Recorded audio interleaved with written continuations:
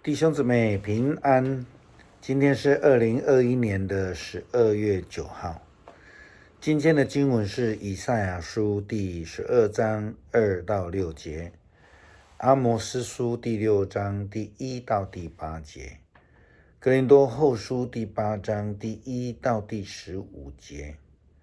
今天要跟大家分享的主题是不太多，也不会太少。大多数的人对于多一点，基本上呢是不太会拒绝的，并且呢，对于少了那么一点点，多数是非常在意的。这样的事情在遗产的继承上面，其实是可以显露无遗的。大多数的人总是觉得自己好像少拿了一些，即便自己是那个领的最多的人，还是总是觉得少了一点。这样子的要不得的心态，其实自古就有。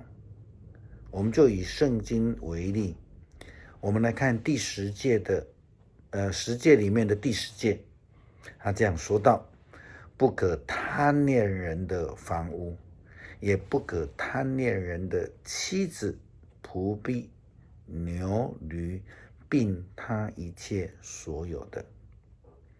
贪恋一直是人类的问题。我们看那一群跟着上帝的仆人摩西出埃及的以色列人呢，他们也一样。他们在西乃山下领受上帝的诫命的时候呢，其实上帝早就知道了。上帝也借着诫命来提醒他们，来矫正他们。第8诫说不可偷盗，第10诫说不可贪心。马拉基书旧约的最后一卷书第3章告诉我们，如果我们不奉献的话，就是偷了上帝的恩典跟财宝。我们要看到哥林多教会，他们基本上的问题也有犯了同样的错误。因为呢，他们决志要奉献支持宣教的这个需要，而且是最早决定、最早开始的，但是呢，拖，迟迟没有完成。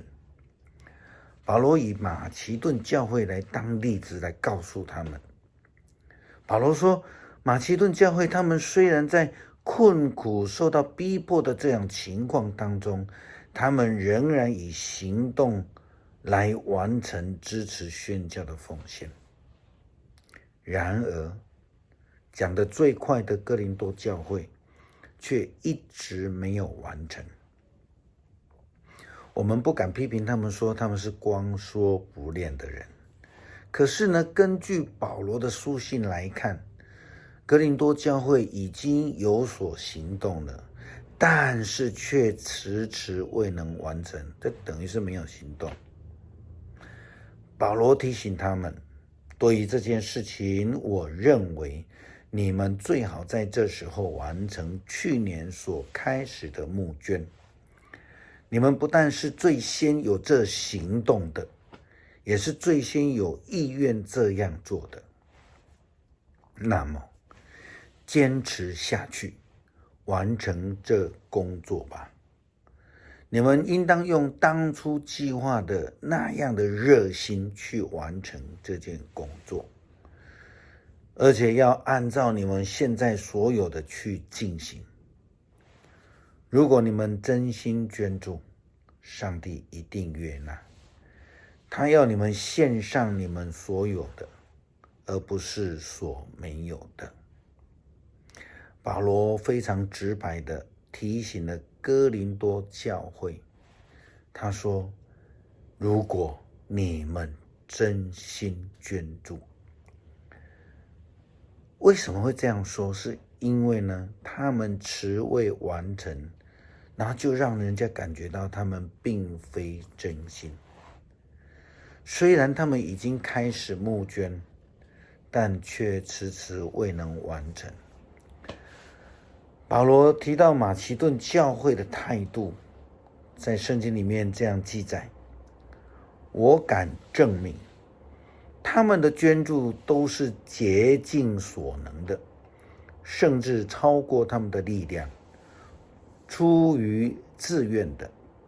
他们向我们恳求，在接济犹太信徒的这件善事上，让他们也有份。这实在远超过我们所期待的了。首先，他们把自己奉献给主，然后又按照上帝的旨意帮助我们。马其顿这样的奉献心志，正是哥林多教会基督徒所欠缺的，也是我们现代基督徒应当学习的。旧约先知阿摩斯提醒当时候的以色列人，不要贪图安逸，不要贪图富裕的生活，因为这样的生活会让人自以为高傲，会让人腐化了啊，会让人自以为这就是受人敬仰的一个方式。但是这样的生活却不是上帝所喜悦的。他们错将奢华宴乐的生活作为人生受祝福追求的目标。先知说，住在锡安享受安逸的人，你们惨啊！在撒玛利亚山上自以为安全的人，你们惨啊！你们竟以为是大以色列国中的名流，受别人敬仰的。你们到贾尼城去看，再到大哈马士，然后到非利士的加特城去考察考察。这些国家中有哪一个比不上犹大和以色列强盛？他们的领土哪一个比不上你们的宽广？你们以为大难临头的日子还不会来到，但是你们的行动正是自取灭亡。惨啊！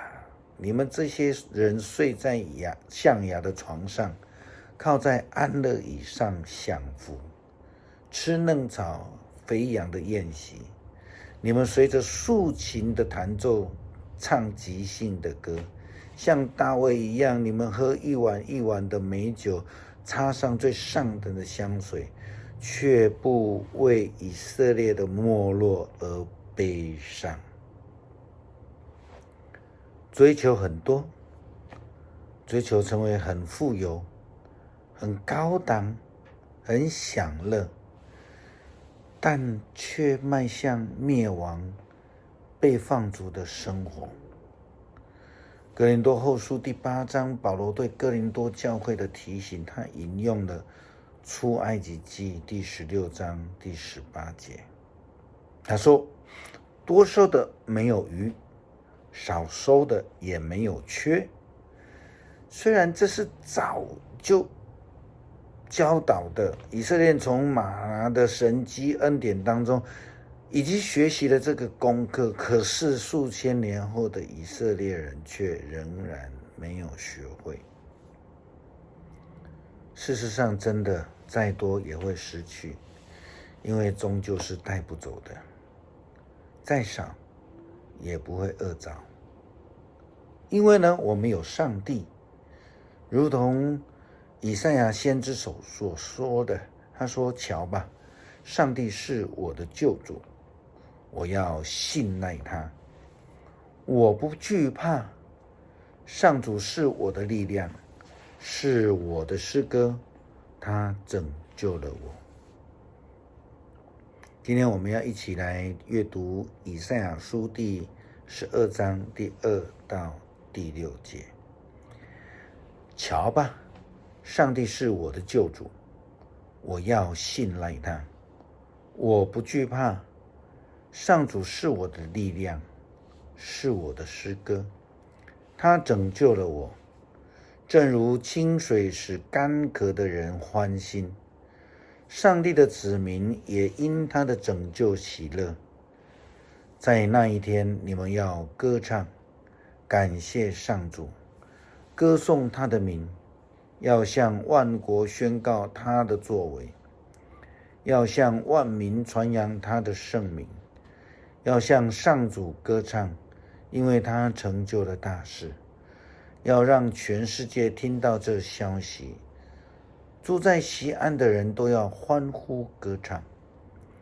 以色列神圣的上帝多么伟大呀！他住在以色列人民当中。我们一起祷告。天父啊，我们感谢你的恩典，你使我们不至于缺乏，让我们也学习懂得满足。